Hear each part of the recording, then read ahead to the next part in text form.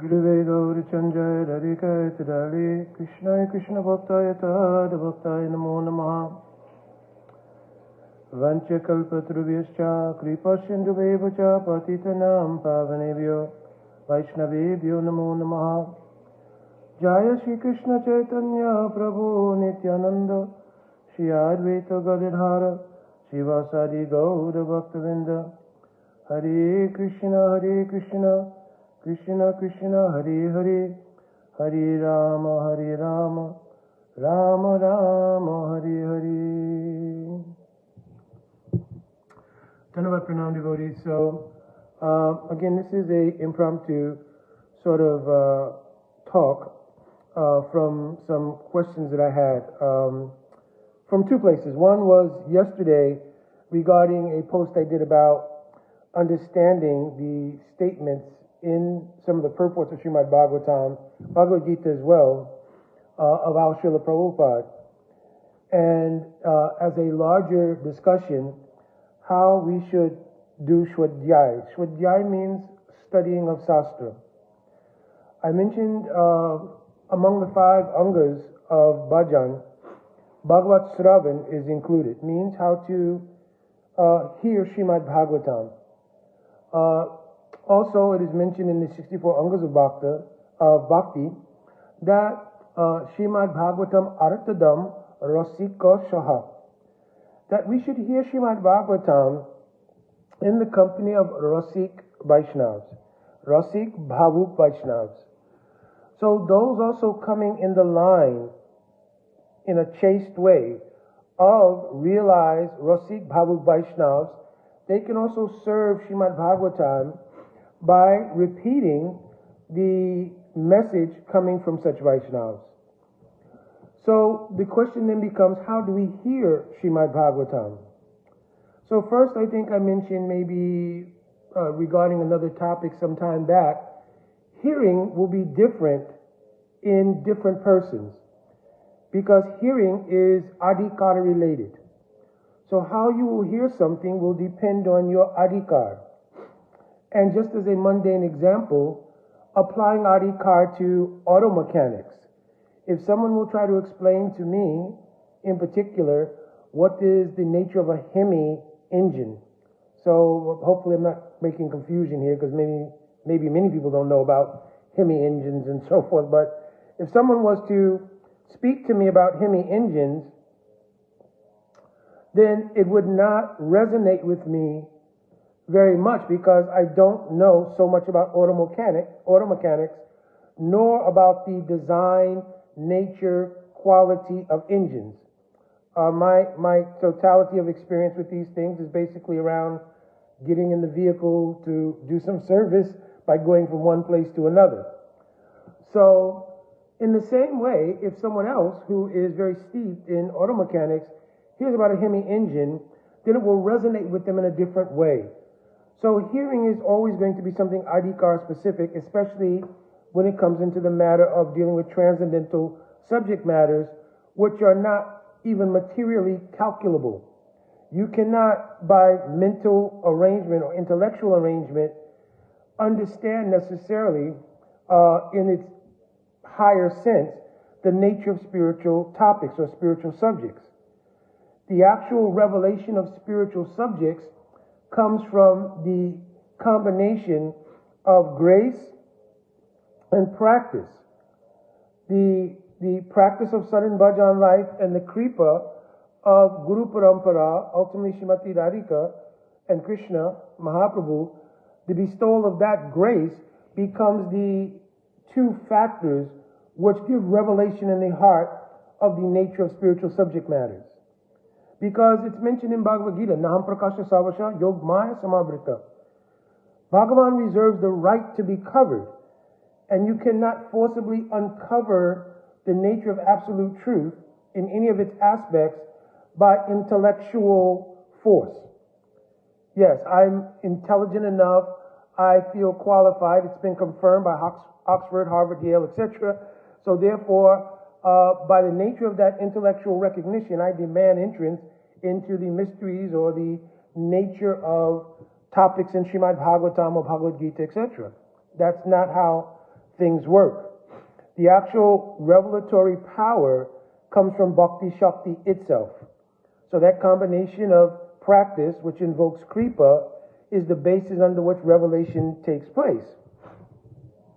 So when we study Srimad Bhagavatam, or we're doing Seva as Bhagavat Shravan to Srimad Bhagavatam, we have to hear in the mood that is gleaned from the Kripa coming in Parampara. We have to be in a constant meditation of invoking that Kripa, because that is the only revelatory power that we have access to, which is to invoke Kripa. Because we say this word a lot, that something is achintya. But what does achintya mean? We just translate, it's inconceivable, you can't figure it out. But achintya literally means, chintan means to contemplate something. Achintya means something beyond the power to contemplate it. It has to be revealed by its own nature. And the nature of these subject matters is that they are transcendental internal energy, antaranga shakti of Bhagavan. So only that shakti can reveal to us the nature of itself. And therefore our study, our hearing of Bhagavatam is always an invocation. The activity is an invocation for the descent of Kripa. So that's one thing.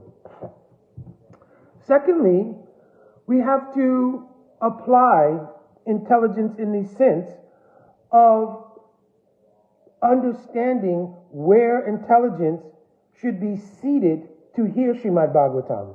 Maybe the proper couching of that idea. Where should I sit my intelligence?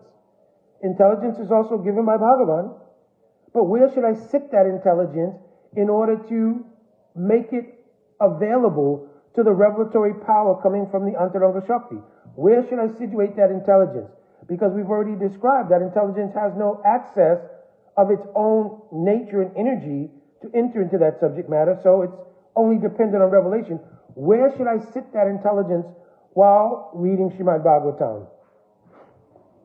We should put our intelligence in the position to understand what is manifest, because the nature, just like, I'm giving an example to make my point clear.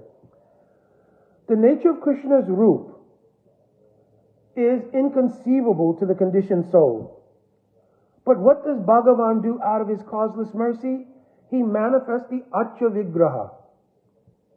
He puts in the purview of our senses an ability to conceive that transcendental roop by manifesting the Acha Vigraha.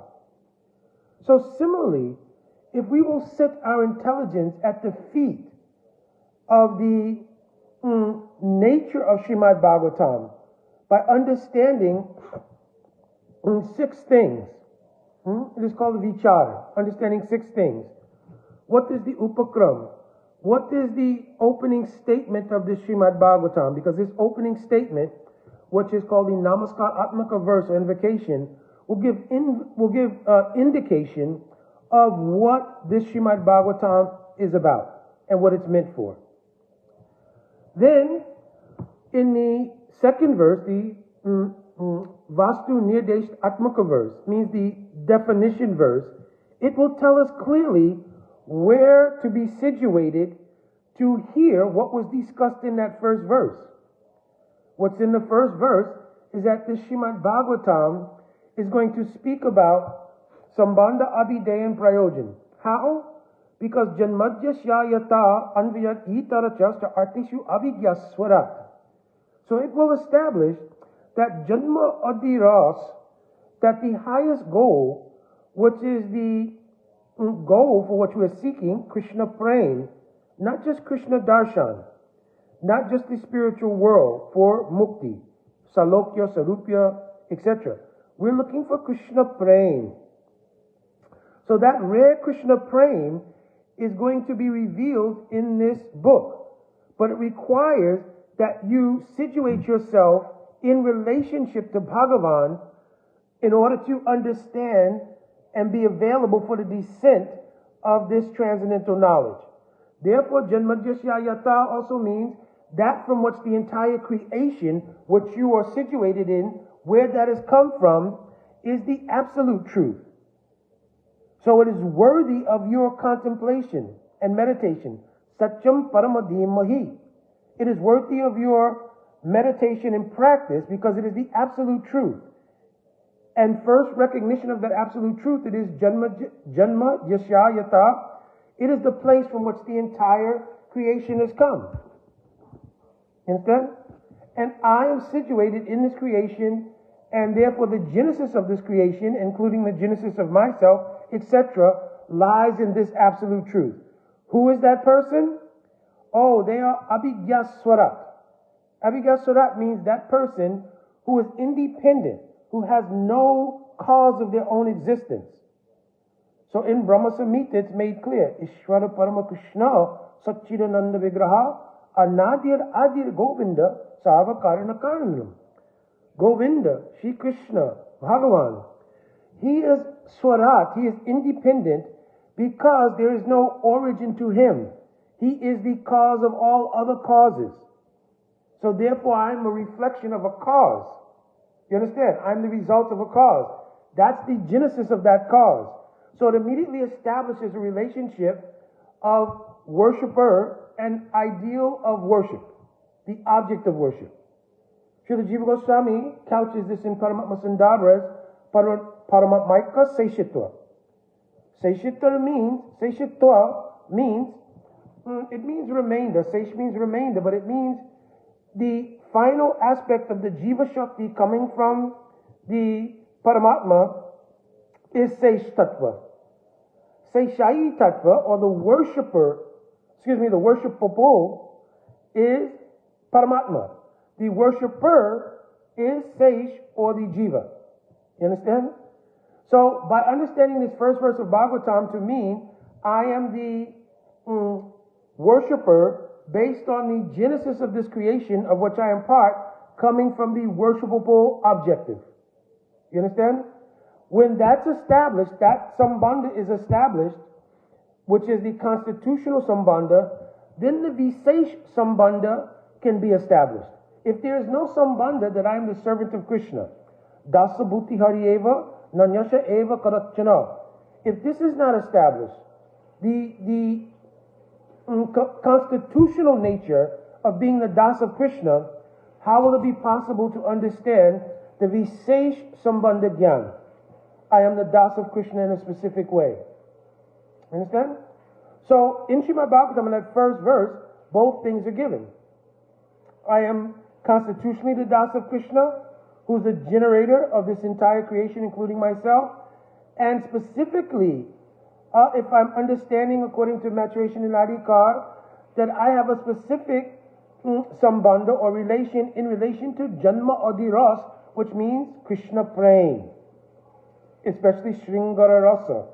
But here Sringara Rasa will mean the seat of all Ras, because in Ramananda Samvad it is mentioned, just as the earth is the repository of all the preceding elements, Sringara Rasa is the seat of all other rasas.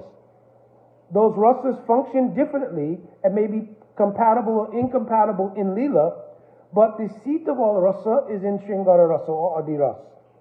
You understand? So that's established. So now in the second verse, it can define what is Srimad Bhagavatam. Dhamma Projita Kaitavatra. It is Praujita. It is uprooting and removing any other consideration except Param Dharma. You understand? It is rooting out any other kind of Upadharma, any other kind of Kaitava Dharma. The word Kaitava being used here, I've explained before, because Kaitava and Dharma is really an oxymoron. You can't say Dharma is cheating. You understand? If it's real Dharma, right? But he's saying here, Vyasadevji is saying, in relation to this absolute truth of the Adiras, Krishna praying, any other consideration that does not lead you to that conclusion is cheating you of what real Dharma is. In a sense, it says, Nard, he gave some loving chastisement to Vyasdev Ji by telling him, you've compiled all Vedic Sastras, Purans, Mahabharata, all these things, but without having described the nature of those things related to Krishna Prem, you've also given encouragement for people to use Sastra as a means to advance their own self-interest in the form of Artha, Dharma, Artha, Kam, and Moksha. Understand? So anything that does not lead ultimately to the goal of Krishna Prem is considered Kaitava Dharma. And all Kaitava Dharma in Srimad Bhagavatam is kicked out. Therefore, who is Srimad Bhagavatam actually meant for? Dharma Projita Kaitavatra Paramanoni Matsaranam Satam. Those Satam who's come to the platform of Sarutva, means they are having the quality of sadhu. Right? For them, Paramo Nirmatsaranam Satam. They are not only sadhu, but Nirmatsarya. They have no self-interest, because the root of Matsarya or envy is self-interest. You understand? It doesn't just refer to gross idea of enviousness. I wish I had what you had or something. Here, Matsarya means essentially all self-interest. One may become envious of one's own self. Well, I only accomplished this much, and I see I have potential to accomplish this much, so I put myself in competition with myself to get to that next thing. And so in this way, self-interest becomes the driving force of Matsarya. I hope that was a clear example. Right? Sometimes people disparage themselves based on not having achieved what they think they should have achieved. And so you put yourself in competition with yourself. You understand? People undergo great austerities and everything in order to balance out that sort of, not really schizophrenic, but that sort of self-battle. That I'm fighting myself as I am to be myself I think I should be. You understand? So self-interest doesn't just apply to looking at others, but it's even self-inflicted. You understand? So here Bhagavatam is saying all kinds of self-interest are removed. By saying that, it indicates that if there's no self-interest, what is left? If I have no interest in the self, what is left? So then it goes on to say that actually the real self-interest, right? All false self-interest is gone, but there is a real self-interest. The real self-interest is unknown to most people.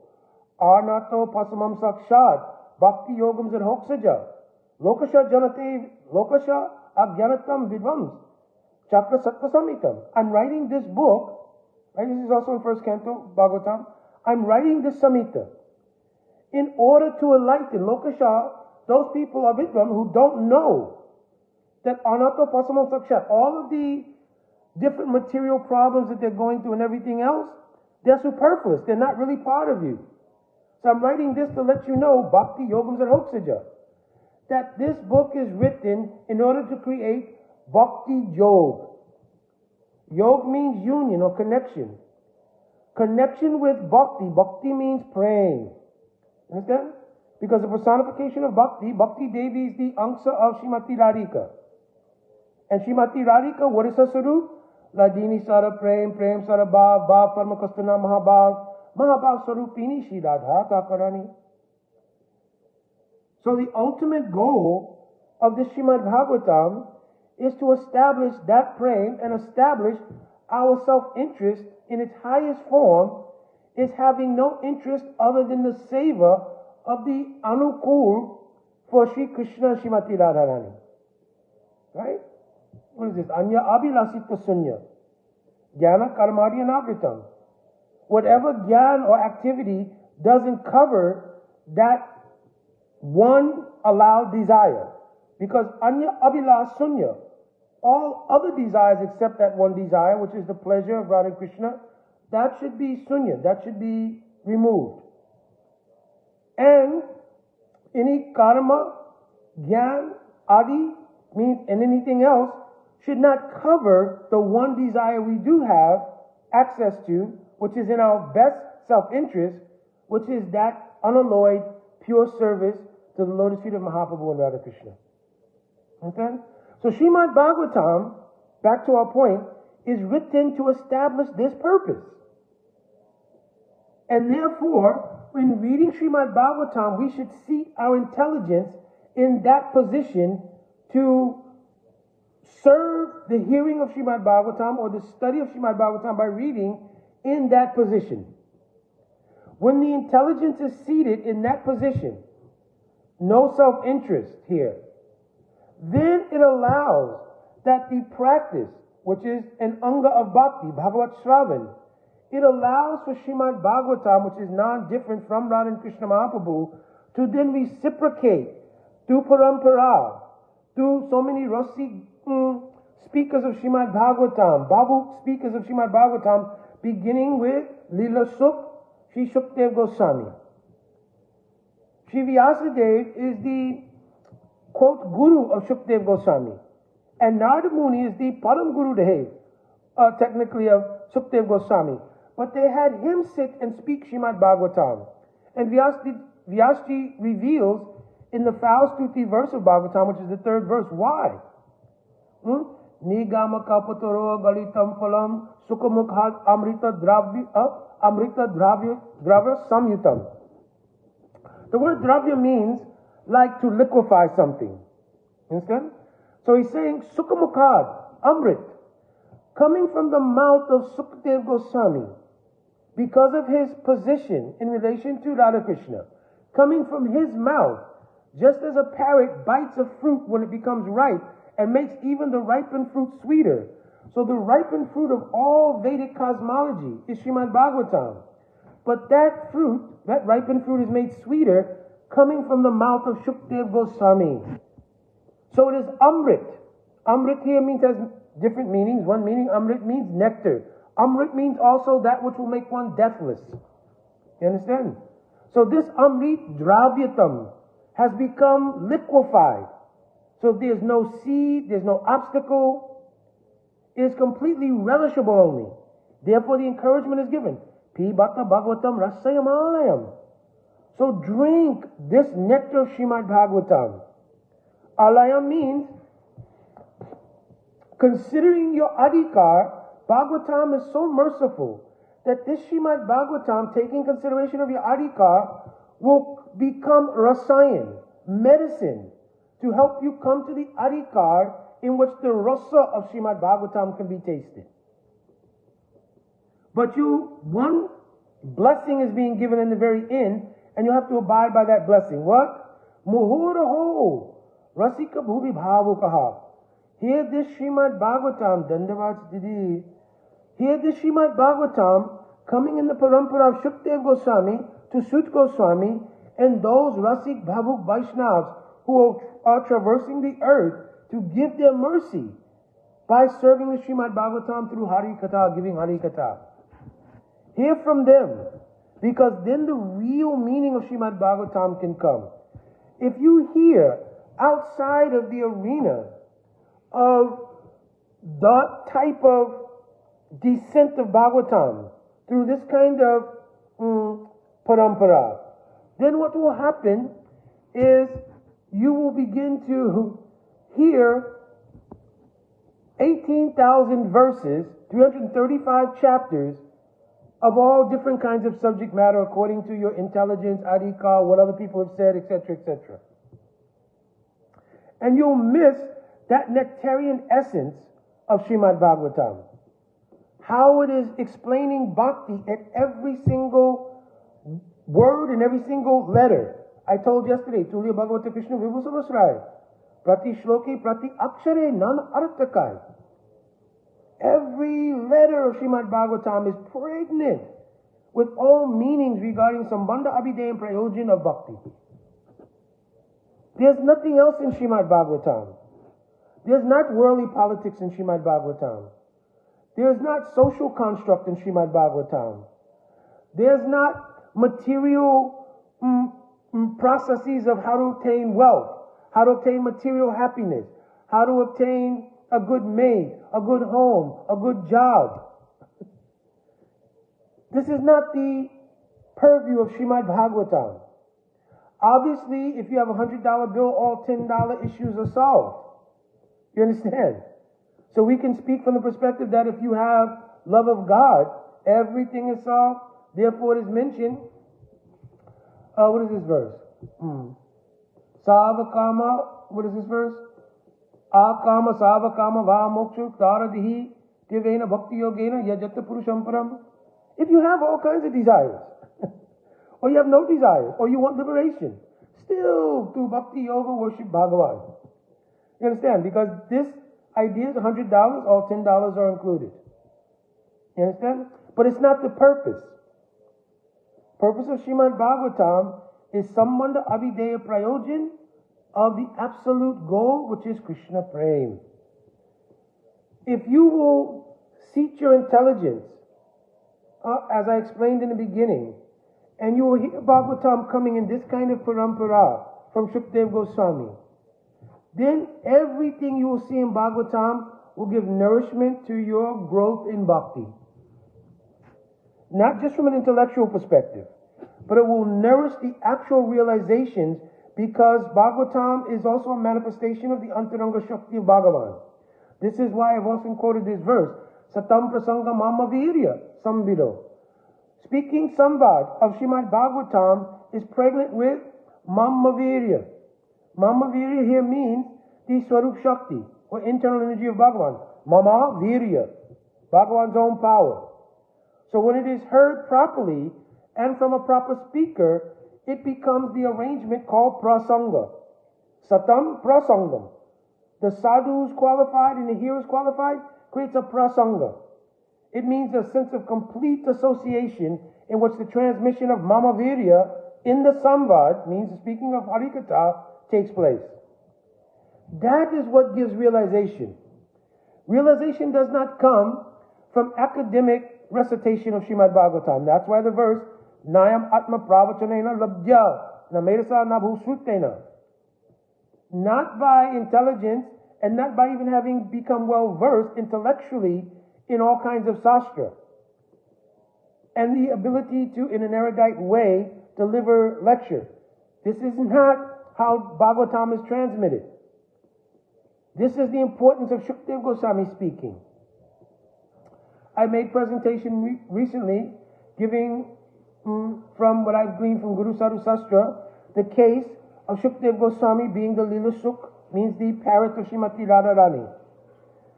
Because he's that parrot, and he's appeared in this world for the deliverance of Srimad Bhagavatam, having seen the most intimate details of Radha and Krishna and their Rasa Prida, he's the competent person to reveal everything. And he is completely Rasik and Bhavu. Bhavu, because Radha Nama Prachanena Muchita Sanmasiko Bhavet. It's mentioned both in Brihad Bhagavatamrita and also in other places. He could not directly even speak the name of Srimati Radharani because he would become so disturbed, possibility he may faint for 6 months. And he's trying to give Maharaj Parikshit this treasure of Srimad Bhagavatam in only 7 days. You understand? So, it's very important to hear in that kind of line. Sometimes I've heard some criticism in the sense of, oh, what is this Rasik, Rasik, Rasik, Rasik? As though Rasik has become a bad word. What does it mean to be Rasik? Anytime somebody will give you this kind of challenge, so to speak, what's this Rasik, Rasik? Just ask them, well, I want to understand better myself. Please give me the definition of the word Rasa. Then I can get some gleaning of what is Rasik. Ask them for the definition. I'm not speaking it here because maybe I should. Vyatikti bhavana vatma yas chamatkara bharabahu viri sattva ujale bhadam sarasar. This is Rasik. Rasik means that person who has Vyatikti bhavana vatma yas chamatkar, who has experienced the chamatkar of the nature of the ingredients of the rasa. What are the ingredients of the rasa? You'll also ask this question. What are the ingredients of ras? Ras means sthai bhav. Vibhav. Vibhav means alamban, uripan. Alamban means ashraya jatya, vishaya jatya. Then it means anubhavs. Anubhavs means both satvik vikar and udbhatswara vikar. It also means sanchari bhav, 33 transitory symptoms. The unique combination of these things in proportion creates rasa. And when that rasa is manifest in a lila, it produces a situation in which ras occurs. Ras means to do the aswadan, tasting of rasa. Those persons who have some experience of that coming in parampara are called rasik. And bhavuk means they should have some relation to bhav. Bhav we should know. Shraddha, Shadushanga, Bhajana Kriya, Natana Vritti, Nishta Ruchi, Ashakti, Bhav. This is one thing. Bhav also grows further to become prem. It's still on, sweetie. The altar. Oh, okay. So, this bhav becomes prem, that prem becomes sneha, sneha becomes man, pranaya, rag, that rag becomes anurag, anurag becomes mahabhav, that mahabhav becomes rud, adirud, modan, mohan, madan bhav in radhika only. So what is meaning to become rasik? Rasik means to do first beginning saranagati. This is first meaning of rasik, to become saranagat. There's no rasik without being saranagat to Bhagavan. And speaking, saranagati means saranagat to Guru. Let's speak of Bhagavan. If saranagati is not there, even Prahlad Maharaj told, Shravanam Kirtanam Vishnu Smaranam Parana Sevanam Archanam Vandanam Dasya Sakyam Atmanivedanam Iti Pumsa Prita Vishnu Bhaktas Chinnavalakshan. If you do not do Pumsa Arpita, it means Saranagati, surrender. What is the question of actually even practicing the 9 angas of bhakti? Distilled to 5, and especially distilled to 1, Nam Kirtan. How you can do Harinam if there's no Saranagati? Means giving up self-interest, which again is the basis of hearing Srimad Bhagavatam. So Prabhuji is asking one question in the comment. It's a personal question. It's not really something that you'll answer on the internet, but I don't want you to think I'm bypassing the question also. So he's asking, do you personally taste transcendental ras or anubhav? I am honest that I have not seen or tasted my siddhi, but I've tasted something. Because if I had not tasted anything, that means my Guru Padapadma wasted so many years with me. If I've not tasted anything, if nothing's come in my patra, it is an insult to my Guru Dev. You understand? Because my Guru Dev gave so many things. So I could say, no, I didn't get anything. I didn't get absolutely nothing. But then it would also be not such a great glorification of my Guru Dev, that you spent so many years trying to serve your Guru Padapadma, and you didn't get anything? You didn't get any taste for Naam, Harikatha, Thakurji Seva, Vaishnava? You didn't get anything? You understand?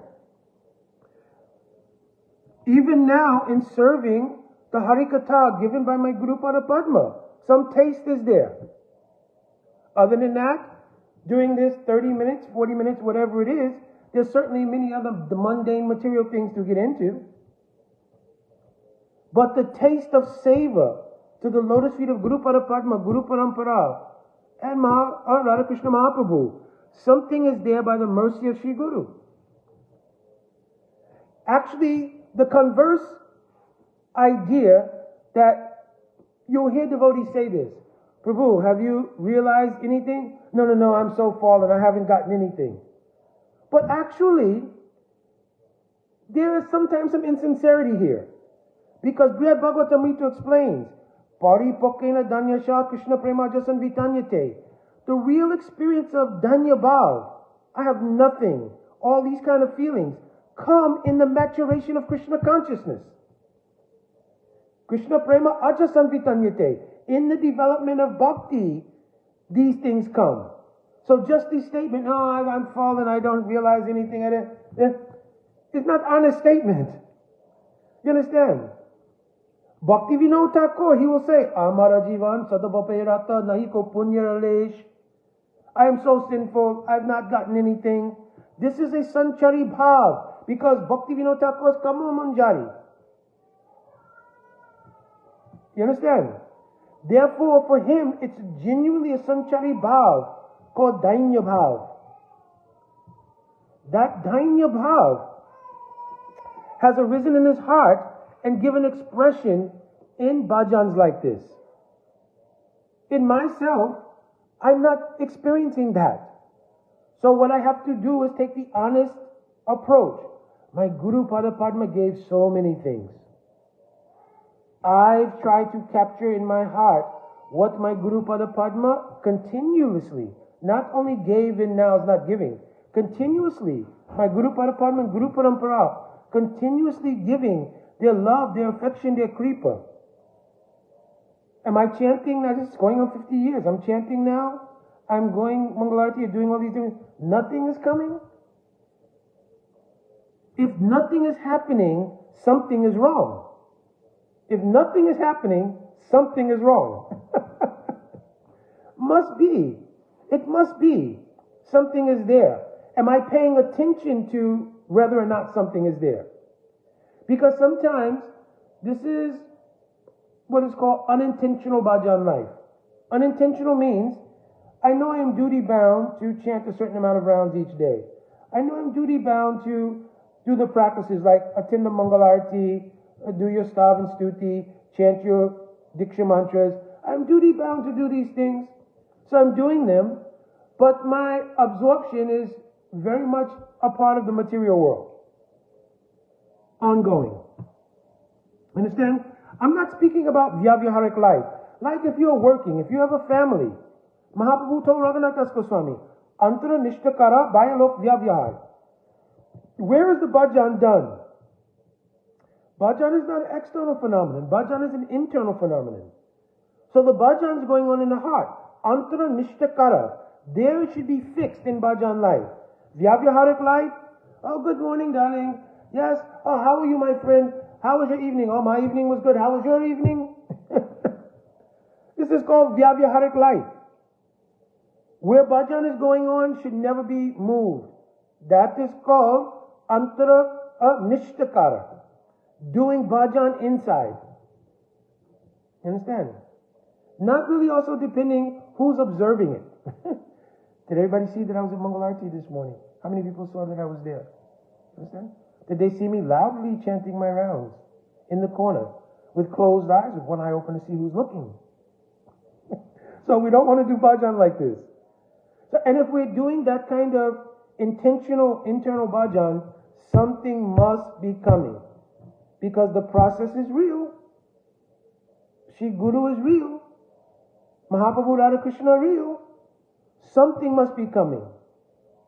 I may be obfuscating its full manifestation. Then I have to increase, improve, make deeper commitment to bhajan. But something must be coming. In fact, I don't think there's anybody who's even listening, whatever amount of people are on here right now listening, something must be there. Because you certainly have better things to do with your time than to listen to me. Understand? Right? I'm saying that in a sense if you have other interests. Right? Why should I spend my 10 minutes even, 5 minutes to listen to this other person? Some people maybe not even know who I am or whatever. Right? Why should I spend 5 minutes? Because something must be there. Because some sukriti fal, some actual taste in bhajan, something is there. And I actually many times when I'm traveling for serving Harikatha, I bring up this point. Because devotees should be very intentional and also be very much listening for unfoldment in their bhajan life. If you're not listening for what's happening, how do we know if something has happened or not? So what happens with a lot of devotees is they just, defer. They defer whatever is there to come out when I die. Right, I'll go on chanting, I'll go on doing these things, but if anything is there, whatever it is, it'll come out when I die. You understand? Right? Right now I'm just okay, whatever it is. I know I'm not a perfected soul. I'm just going to go on doing this Hare Krishna thing. And when I die, all the fruits of it will come. You understand? No, we should be very attentive. What is coming? Now I'm chanting Harinam, right? What is coming? Here it doesn't mean imposition. Don't confuse. Don't take imagination, kalpana, and impose it on bhajan life. I'm chanting, I'll close my eyes very much. Yes, I'm in the groves of Vrindavan, etc., etc. No, we should, don't impose and don't repose. This is a statement I've often made when I'm traveling for Harikatha. So imposing means to forcibly try to take kalpana, imagination or intelligence, and force it into the space of the outcome of bhajan life. Bhajan itself is doing the revelation, not us. So you can't impose on the bhajan life. You have to wait for the reciprocation. This is why Rupa Goswami mentioned, Utsahan nischayat daryat. Daryat means patience. You understand? We can enthusiastically, means with deep intention, do bhajan life. And determination should be there. But patience has to be there. You can't impose on the bhajan. You have to wait, the bhajan will reveal. But you have to be listening. If I'm chanting and I'm not listening, or I'm hearing Bhagavatam and I'm not listening, and here I mean not listening just to the external, I mean to the actual substance in the bhajan. You understand? I have to have intentional relationship with the practices because they're composed of Swarup Shakti. And if I'm listening, then there'll be reciprocation. Okay? All right, Prabhuji, I'll read also your next question here.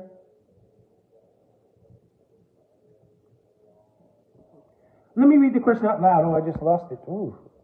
Okay, from what I understand, Lord Chaitanya gave Bhakti Lata Bij, or transcendental attachment to Krishna's name, 500 years ago. But it seems hardly one person nowadays has the spiritual potency to give pure Bhakti attachment to others as a gift, like Lord Chaitanya's Leela describes.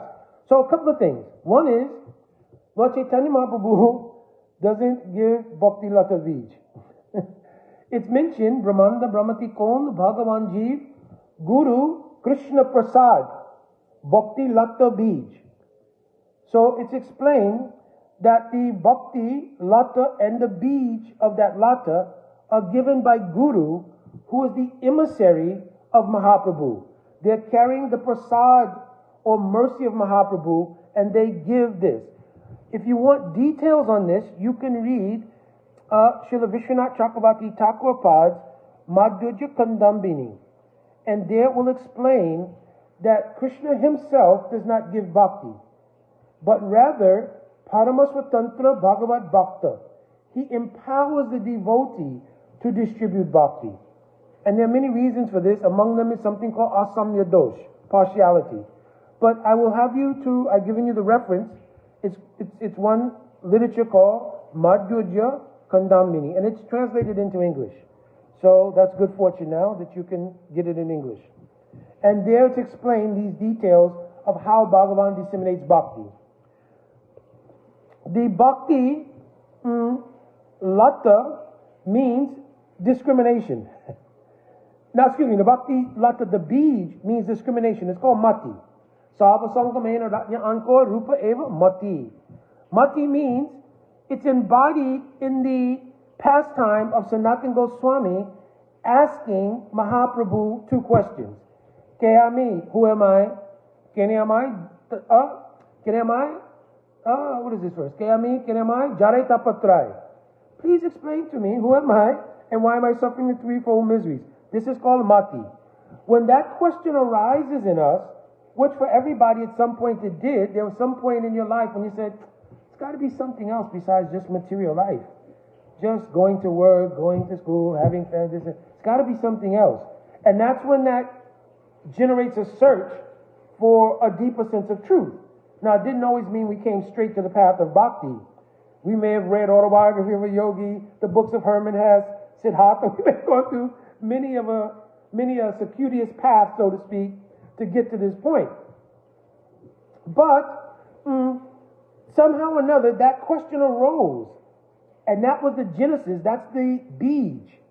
And then the lata is when we come in contact with sadhu. And that ado shraddha, which is part of that bij, then becomes invested in the sadhu, it produces an actual desire to serve Krishna. It's called Krishna Seva Vasan. That is called the Bhakti Lata. Understand? Now, Mahaprabhu in Chaitanya Charitamrita, he mentions, Malikana se bij aropan, Shravanam Kirtane jale kariye shekon. He says, take the bij given by Sadhu Guru and plant that bij and water it by hearing and chanting. So, this is the reference you may be making to Mahaprabhu giving a bij. He's saying, but who? Malik Hanase bij aropan. Malik means a gardener. He's describing we are that gardener. Because Bhagavan doesn't do things by force. So by the mercy of Guru, they've given that bij. That seed of desire to serve Krishna is given. Right? Then Malik Hana, the gardener should plant it. Then water it by hearing and chanting. And what we're discussing today as a topic is how to do that hearing and chanting. How to hear Srimad Bhagavatam. Understand?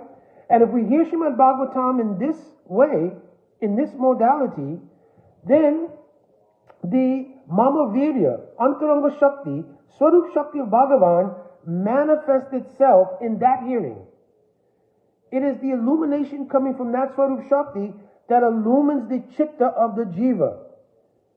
And then the jiva begins to get perception. Pratyakshvagamam dhamyam in Bhagavad Gita. Pratyakshvagamam dhamyam. Direct perception of their own self. And that enhances their desire to practice. Susukam kaltamadhyam. The practice becomes very blissful. So this is symptomatic of the stage of ruchi. Understand? Yes, Lord Chaitanya came in the mood of devotee. And therefore he could give bhakti lata. But he's mentioning himself. Prema roshniyos karite ashwadan ragamad bhakti loke karite pracharan.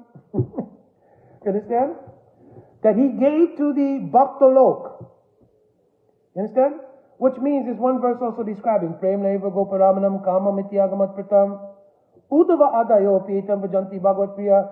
He gave to all the pure devotees of previous incarnations, like Hanuman became Murari Gupta, Jai and Vijay became Jagai Madai, the Panch Pandavas became the sons of Bhavananda Roy. Understand? So many devotees of previous incarnations, they come into Gaur Leela, and Mahaprabhu gives them a taste of the intensity of Braj Prem. They don't change their Swarup, but in their special dasatva towards Mahaprabhu, they taste the intensity of Braj mood. The pinnacle of the Braj Leela is Ras Leela. So in the courtyard of Srivas, the Srivas Angan, in the form of Nam Kirtan, the potency and intensity of that Ras Leela is tasted in that Kirtan Ras. That's why in the beginning, the access to the courtyard of Srivas was restricted, because it was meant for pure devotees. Understand? When Mahaprabhu traveled through South India, he is giving the prabhav of his bhakti. He's not giving like the Bhakti Lata Bij, the prabhav of Mahaprabhu's praying. What to speak of the prabhav affecting humans through Jarikan that even affected animals. In Ujjali Mani this is described. It's called Yavad Asray Vritti. I'm not going into detail here. I've explained something before like this, but it's explained there. So this is the prabhav of Mahaprabhu's own praying. It reaches out and touches people, and according to their own container, they catch the prabhav of that, and they're able to grow. That is different from getting the actual seed of Swarup Shakti in the form of Visesh Sambandha Gyan from Guru, which is the first the Bhakti seed is also given at the time of Diksha. That's another meaning of Bhakti Lata Bij. The Guru gives Visesh Sambandha Gyan. Jiva Goswami explained that in the process of Diksha, Divya Gyan Miyanta Shimanti Mantre, Bhagavat Sarup Gyanam Tena, Bhagavat Sambandha Visesh, or Visesh Sambandham Gyanamscha. He gives the specificity of relation. So there he's giving the bij, means the seed, in the form of a mantra that contains your identity in relation to Radha Krishna Mahaprabhu. Yes, Prabhuji, for sure. Very nice. Prabhuji, I think I'll have you in the chat here. So, and I believe we are friends on Facebook, so what I can do is I have some services also to do. But afterwards, and you tell me your time of convenience, you could write to me in the inbox and we can speak live. I'd very much be happy to have your association. So speaking of that and speaking of services, I always go over the time. I always plan that I will do this in short order, and this was impromptu. So I will do it. Prabhuji, by the mercy of Guru Pada Padma. So I will try to maybe give a continuation. This is a very important subject, but I think we'll end here for today, and we'll catch up. And Guru Hari Prabhu, certainly, yeah, you can inbox and we'll have contact, and then you tell me what's a good time for you and everything, because if you're living in the States, then it's easier. If you're living abroad, we'll have to adjust the time. But I'd love to have your association to be able to speak to you and share your insights and everything. All right, Prabhuji, my Dandavat Pranam to all devotees here on the phone. Again, please give me your blessings to go on in the service of Sri Hari Guru and Vaishnava. Jai Vanche Kalpaturvishta Kripa Sindhuvevacha Patitanam Pavanebhyo Vaishnavebhyo Namo Namaha. Jai Radhe Radhe.